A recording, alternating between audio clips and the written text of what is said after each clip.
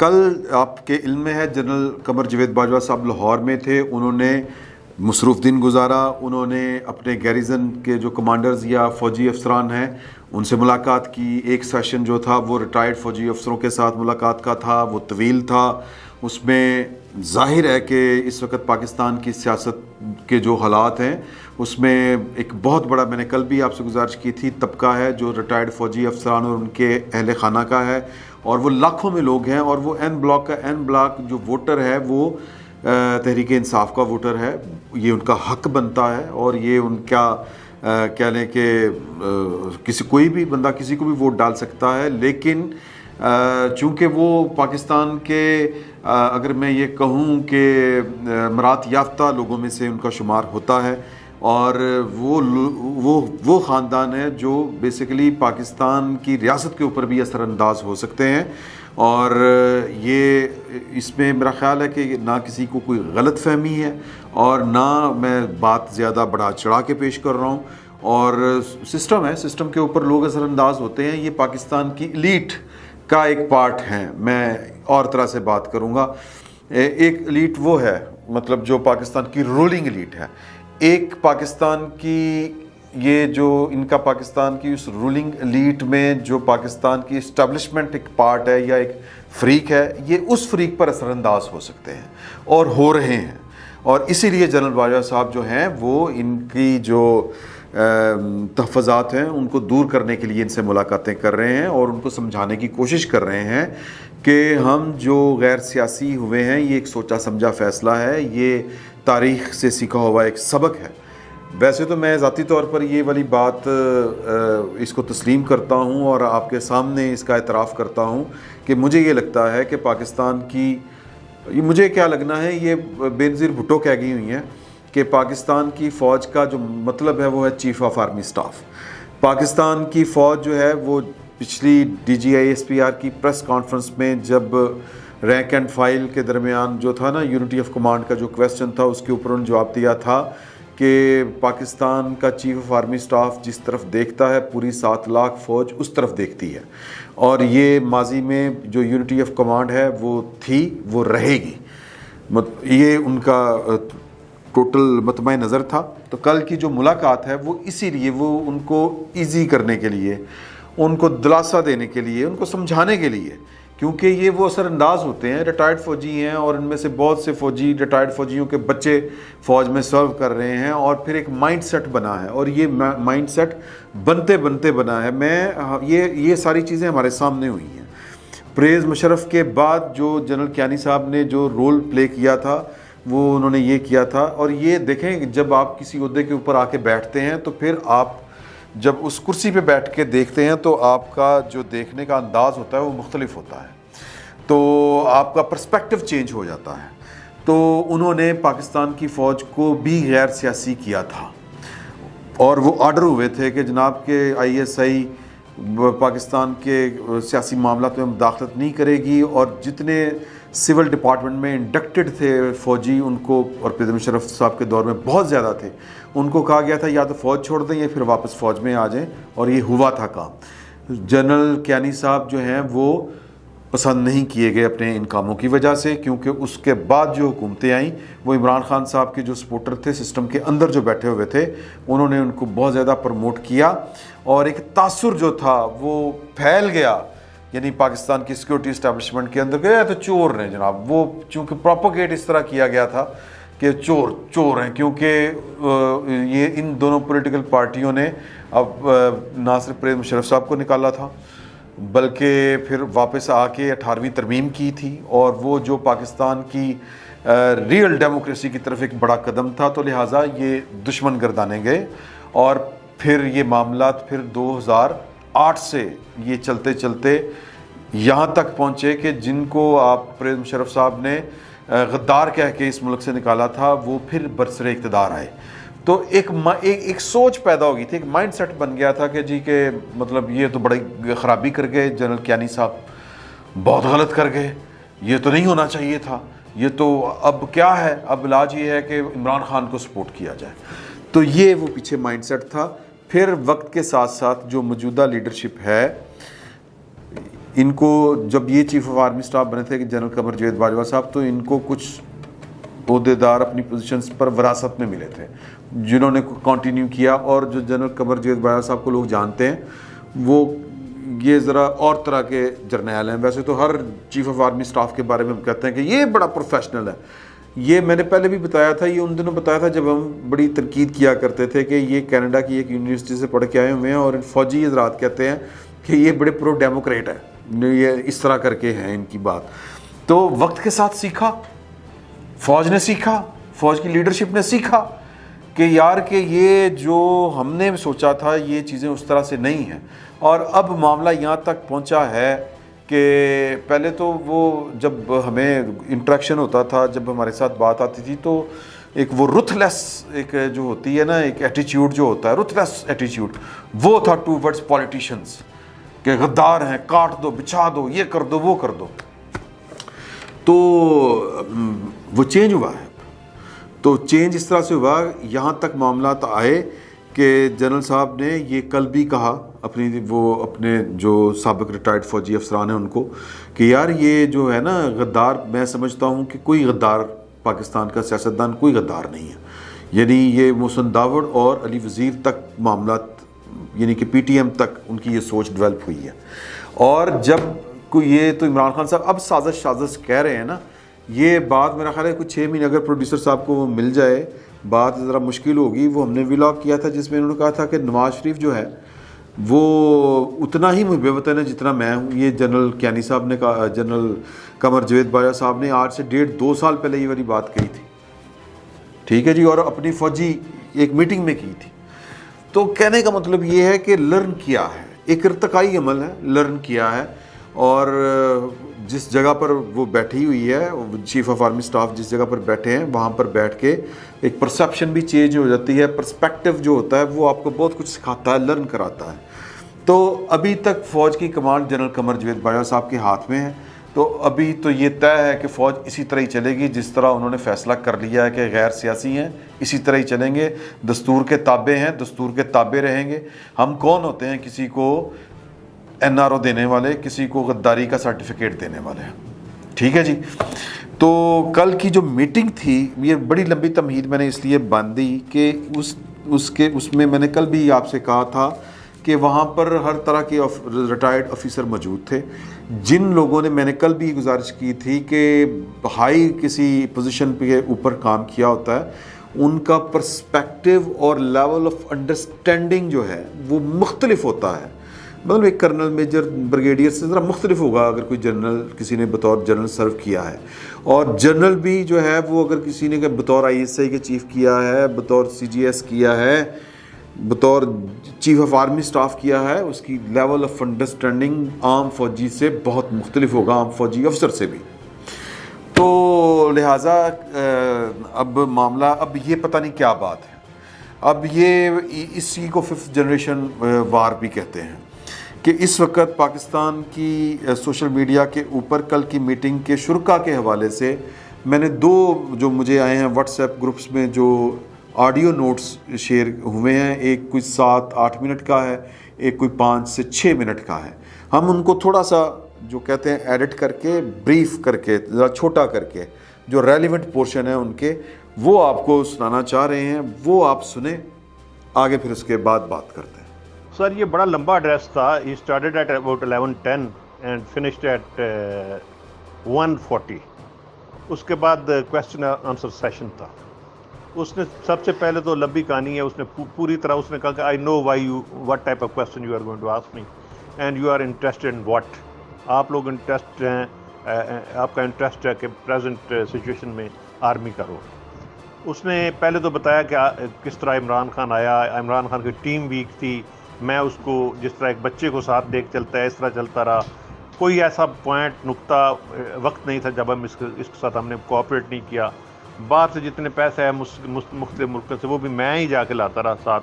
तो पहले वो ओके कराते थे, उसके बाद ये मतलब एज प्राइम मिनिस्टर से करवा लेते थे। तो इसको जो था, इसके जो साथी थे वो इसका साथ छोड़ते जा रहे थे पहले से ही, लास्ट ईयर से जब इसने वोट ऑफ कॉन्फिडेंस दिया था। तो वो वोट ऑफ कॉन्फिडेंस हमने बड़ी मुश्किल से इसको दिलाया था, वरना उस वक्त ही इसने फारग हो जाना।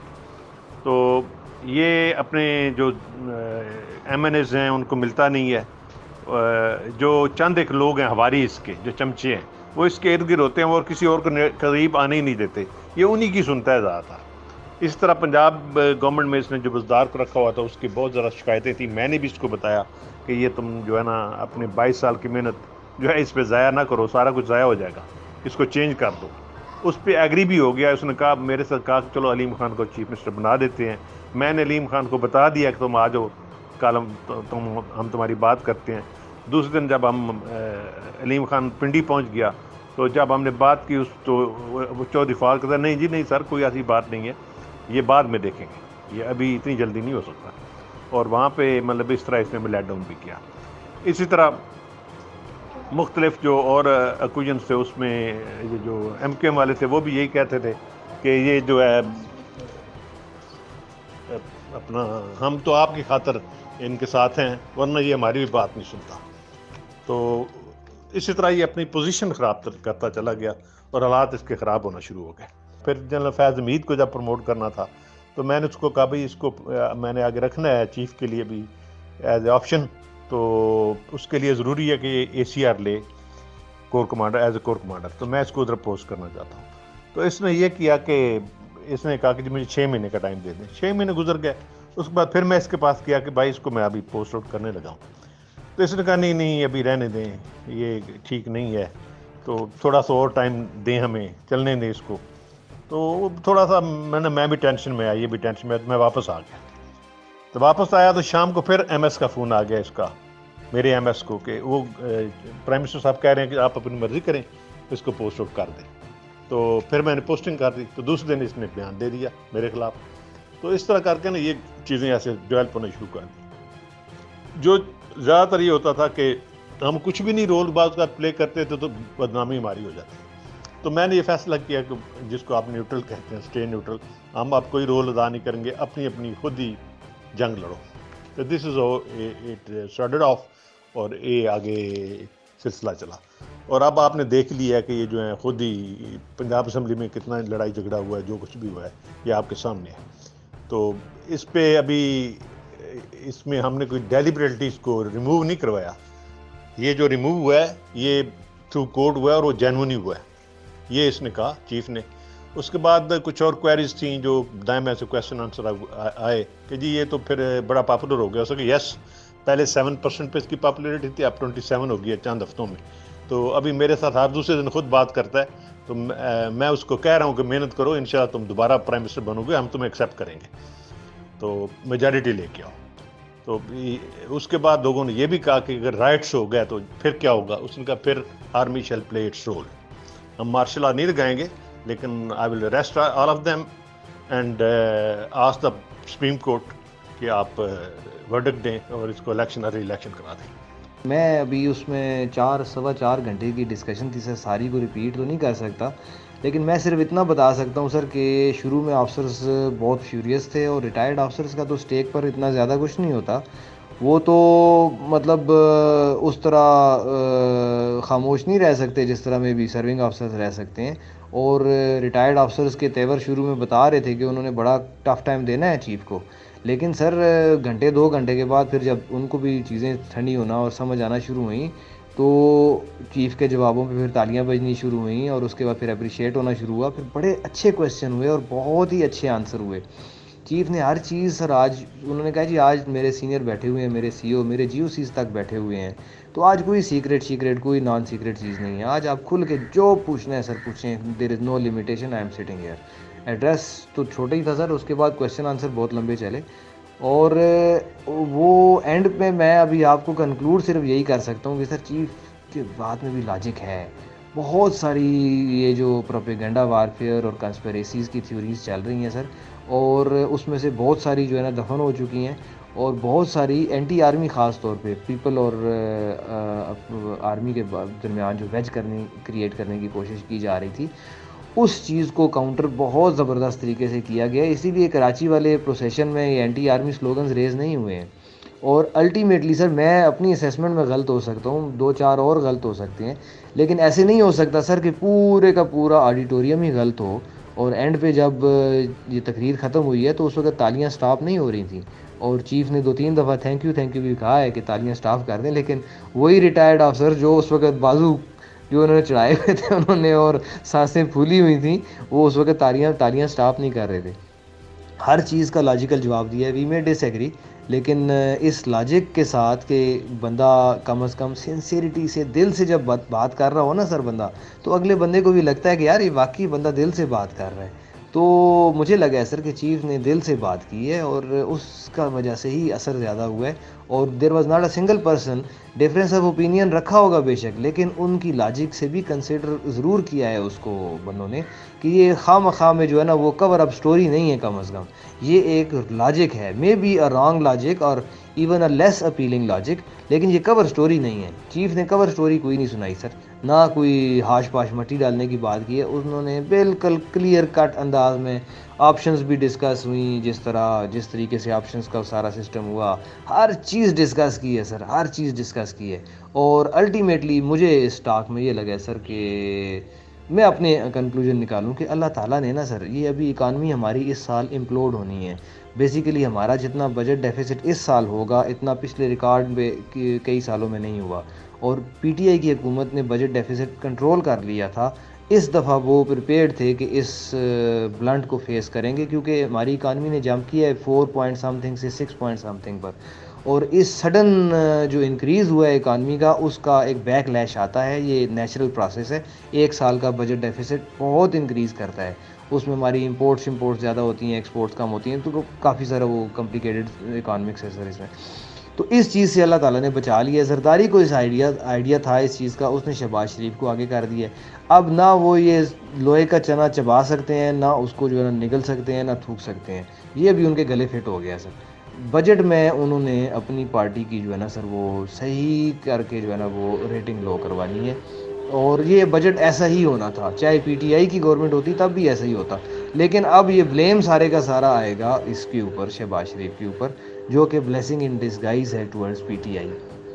सेकेंडली सर, ये चीज़ें वो ज़्यादा बाहर सर्कुलेट नहीं करनी, बस ये आपस तक ही हैं कि हर चीज़ का जो है ना बेहतरीन किस्म की कोऑर्डिनेशन चल रही थी, चीफ़ की भी और इमरान खान की भी, and still they are in coordination. और अल्लाह ताला का शुक्र है कि वो उस वक्त भी क्लेम कर रहे थे कि अगर किसी को कोई डाउट है तो just name anyone, any political leader of PTI. मैं अभी उसको वॉइस कॉल पे करता हूँ, स्पीकर पे कॉल कर लेता हूँ, इमरान खान को कॉल करनी है तो जस्ट नेम, जस्ट से। मैं अभी आपको बताता हूँ कि हमारा किस लेवल ऑफ कॉन्फिडेंस चल रहा है। कहते हैं ये हमारी ऐसी बात नहीं है जो मीडिया में फैलाई जा रही हैं, अभी तक उनको एक भी शिकायत नहीं है। नो कॉन्फिडेंस के ऊपर मैं बहुत दफ़ा वार्न करने गया, और डेफिनेटली इमरान खान ने भी बहुत लर्न किया है। वो मुझे कहते रहे यार इनमें इतनी हिम्मत ही नहीं है, इतनी हिम्मत ही नहीं है, सवाल ही नहीं पैदा होता जनरल साहब ये नो कॉन्फिडेंस करें। कहते हैं हमने बहुत एविडेंस दी उसको।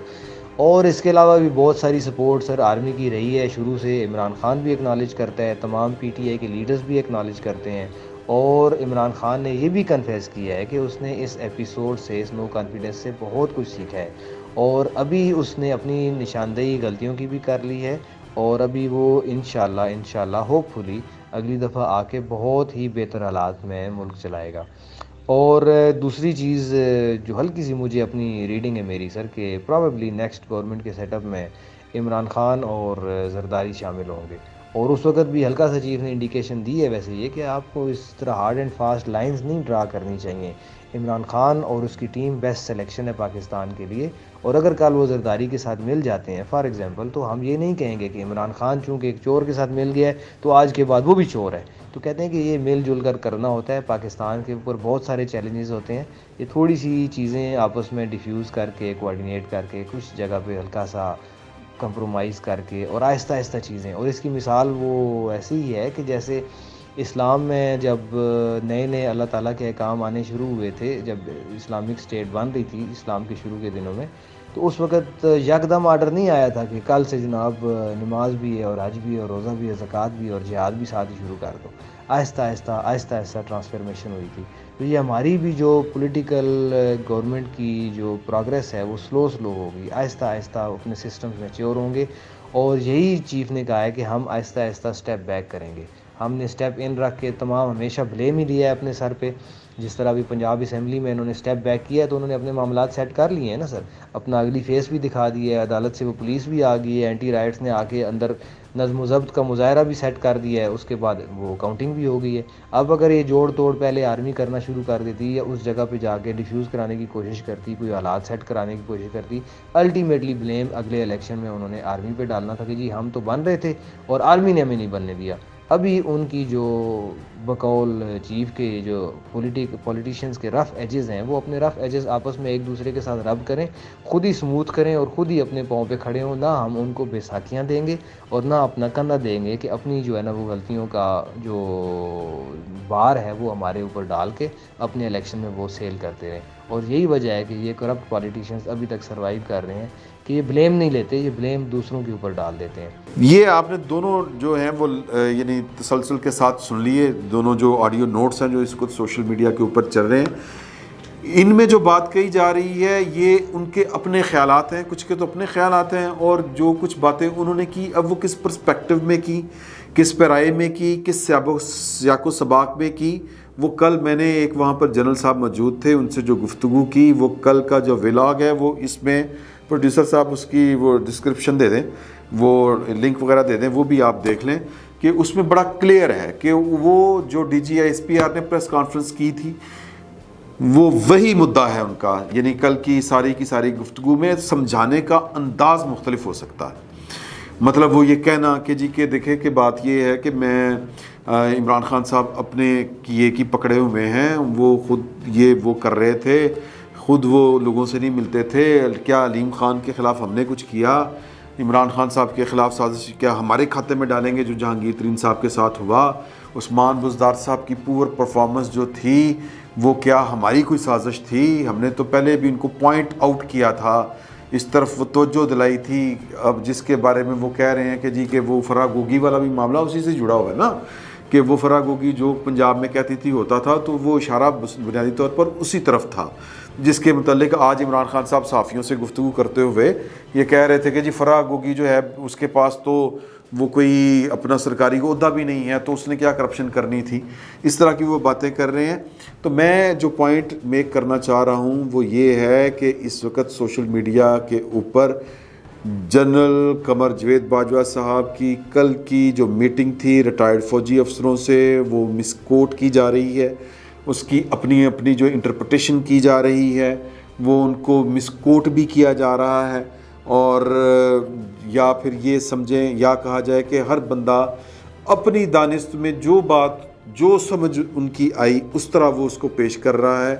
तो इसके ऊपर इस वक्त जो है वो तलत हुसैन साहब ने भी एक ट्वीट किया है कि ISPR note on general Bajwa meeting in Lahore talks about misinformation, propaganda, threatening state integrity, hostile forces, creating army public wedge, doesn't say anything about Imran becoming PM. ये उन्होंने नहीं कहा again, and yet that's the buzz on social media. Someone is doing better fifth generation warfare.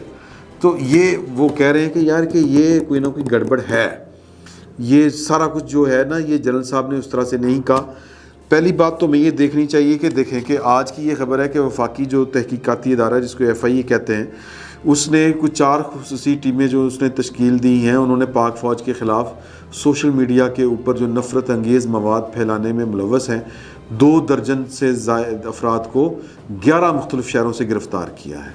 अब ये क्या बैठ के कर रहे हैं, ये इसी तरह के काम कर रहे हैं। अब ये पता नहीं, ये भी इंक्वायरी होनी चाहिए और ये वफाकी हुकूमत का काम है, ये फ़ौज को नहीं, ये मेरा ख्याल है कि इसका कोई कंसर्न बनता, क्योंकि DGI-SPR ने जो अपनी वो मशहूर ज़माना प्रेस कॉन्फ्रेंस की थी उसमें भी उन्होंने ये वाली बात कही थी कि अगर पाकिस्तान की फ़ौज के ख़िलाफ़ या उसकी जो कमांड के ख़िलाफ़ कोई बंदा कोई प्रोपोगेट कर रहा है तो ये हुकूमत वक्त का काम होता है कि वो उसको प्रोपोगेट करे, इन्वेस्टिगेट करे, इंक्वायर करे और फिर कानून के मुताबिक कार्रवाई करे। तो पहली बात तो ये है कि इसके ऊपर एक मुझे ये लगता है कि DGI-SPR को एक वजाहत देनी चाहिए, ज़रूर वजाहत देनी चाहिए कि जो वहाँ पर बात हुई थी, और मेरा गुमान है कि DGI-SPR वहाँ पर मौजूद होंगे। मैंने वो फुटेज नहीं देखी गौर से, वरना नज़र आ जाएगा। लेकिन अलबत्ता वहाँ पर वो एक ज़ाहिर है कि वो अपने किसी रिश्तेदार की तरफ तो नहीं गए हुए थे, तो वहाँ पर जो बातें हुई, ये वैसे मेरे नॉलेज में है कि जनरल कमर जावेद बाजवा साहब एक अपने अजीज़ की ताज़ियत के लिए लाहौर में आए थे, लेकिन और वो पर्सनल कैपेसिटी में थे। वहाँ पर जो गुफ्तगू हुई थी वो मेरे नॉलेज में है, लेकिन हमने वो शेयर नहीं की थी क्योंकि वो पर्सनल नॉलेज में, वो क्योंकि हर बंदा होता ही है ना, पर्सनली बात कर सकता है। लेकिन जो कल वाली मीटिंग थी वो पर्सनल लेवल की नहीं थी, वो एक ऑफिशियल वर्क था। तो लिहाजा इसके ऊपर जो DGI-SPR हैं उनको थोड़ी सी वजाहत पेश करनी चाहिए, क्योंकि ये मिसकोट किया जा रहा है और इंटरप्रेट किया जा रहा है कि विचो इमरान खान साहब थे, जनरल कमर जावेद बाजवा साहब या फ़ौज एक ही है। और ये इस वक्त जो PTI के लोग हैं वो प्रोपगेट ये कर रहे हैं कि जी कि असल में इमरान खान साहब को 2/3 मेजॉरिटी दिलवानी है, तो ये सारा ड्रामा क्रिएट किया गया है। और एक तो ये कॉनोटेशन इसकी दी, कॉनोटेशन नहीं कहना चाहिए, प्रोपगेट किया जा रहा है, प्रोपेगेंडा किया जा रहा है। यानी कि फिर जो DGI-SPR ने जो प्रेस कॉन्फ्रेंस कही थी, ये प्रोपेगेंडा उसको निगेट करने के लिए है। और ये काम कौन कर सकता है? ज़ाहिर है कि PTI का बहुत बड़ा सोशल मीडिया एक टीम है, उसकी बहुत बड़ा विंग है, जिसका रोना रो रहे हैं हुकूमत वक्त वाले कि हमने पकड़ लिए हैं लोग और वो रोबोटिक चीज़ें चल रही हैं, ये है वो है, तो हम जो इदारों के ख़िलाफ़ कर रहे हैं वो पंचायती करो, वो फिर सामने भी लाए, इंक्वायरी करें। तो एक तो ये लग रहा है कि ये जो है कि वो DGI-SPR की वो प्रेस कॉन्फ्रेंस को सिफर करने के लिए कि ओ यार ये सब ड्रामा है, असल में तो हम सब एक हैं। और ये अंदर खाते एक बड़ी गहरी एक कोशिश है। और जो जनरल साहब आके बता के गए हैं रिटायर्ड फौजी अफसरों को, उन्होंने यही बताया है कि पाएँ तुझे परेशान नहीं होना, इमरान खान दोबारा ले आ रहे हैं, 2/3 मेजॉरिटी के साथ आ रहा है, और वो आके सब हम काम सीधे कर देंगे, ये कर देंगे, वो कर देंगे। ये पाकिस्तान की फ़ौज को मलाइन करने वाली बात है। उसका एक वो जो कहते हैं कि हम एपॉलिटिकल हैं, जो उन्होंने पूरी कौम के सामने आके बयान दिया, ये उसको उसके ख़िलाफ़ है, उसकी नफ़ी है। ये प्रोपेगेंडा ये साबित कर रहा है कि वो गैर सियासी नहीं है, असल में वो सियासत कर रहे हैं और इमरान खान साहब को 2/3 मेजॉरिटी लाने के लिए एक साजिश तैयार की जा रही है। तो ये काम जो है ये वो करना चाहिए। दूसरी ये बात कही जा रही है कि जी कि वो असल दे विच ते जो सब कुछ जो है ना, ये वो जनाब वो अंदर खाते इमरान खान साहब को कोई और प्रमोट कर रहा है, इस तरह की भी बातें कही जा रही हैं। पॉइंट सिर्फ ये है इसमें सारी गुफ्तगू का, जो मैंने जो तफसील आपके सामने रखी वो ये है कि जनरल इफ्तिखार बाबर साहब को, DGI-SPR को, मैं नहीं कहता हर मामले के ऊपर आके जनाब वो उनको हर छोटी सी बात के ऊपर आके जनाब अब कोई वजाहत देनी चाहिए, नहीं, लेकिन ये बराह रास्त चीफ ऑफ आर्मी स्टाफ से मुतल्लिक इस वक्त लोगों को मिसगाइड किया जा रहा है। ये मिस इन्फॉर्मेशन फैलाई जा रही हैं कि जनरल साहब और इमरान खान साहब विचोंटे बटना दी जोड़ी और पूरी कौम को बेवकूफ़ बनाया हुआ है, और अंदर खाते जो है वो 2/3 मेजॉरिटी का सीन क्रिएट किया जा रहा है। इमरान खान जो को ज़्यादा ताकत के साथ लाने की एक साजिश तैयार हो रही है या मंसूबा है और उस पर अमल जारी है। तो ये बड़े संगीन इल्ज़ामात हैं। इन इल्ज़ामात की जो है वो इसकी तरदीद जो है वो आके DGI-SPR को करनी चाहिए, ये वक्त की ज़रूरत है, वरना लोग जो हैं वो फ़ौज के ख़िलाफ़ गंद उछालते रहेंगे तो फ़ायदा की, तो ज़्यादा ये काम ख़राब होगा। तो इसके ये एक सजेशन थी, और इस वक्त पाकिस्तान के बड़े बड़े सहाफ़ी भी यही मुतालबा कर रहे हैं, और या फिर ये हुकूमत वक्त है वो देखे, इनके ख़िलाफ़ कार्रवाई करे। जो कुछ ये बंदे जिन अकाउंट से ये चीज़ें शेयर हो रही हैं और शेयर की जा रही हैं, और ये कहा जा रहा है कि विचों फ़ौज और इमरान खान एक हैं और फ़ौज जो है वो मुकम्मल सियासत में मुलव्वस है, उन अकाउंट्स को चलाने वालों को पकड़ें और फिर वो कौम के सामने लेके आएँ, उनके ख़िलाफ़ जो कानून के मुताबिक है वो कार्रवाई करें। फिर वक्त इतना ही, बहुत बहुत शुक्रिया आपका। YouTube पर गूगली न्यूज देखने के लिए youtube.com की सर्च बार में गूगली न्यूज TV टाइप करें। गूगली न्यूज के पेज पर सुर्ख रंग के सब्सक्रिप्शन वाले बटन पर क्लिक करना ना भूलिए। YouTube पेज पर अपलोड होने वाली वीडियो से बाखबर रहने के लिए बेल आइकन पर क्लिक कीजिए। आपको हर नई वीडियो के बारे में नोटिफिकेशन मौसूल हो जाएगा।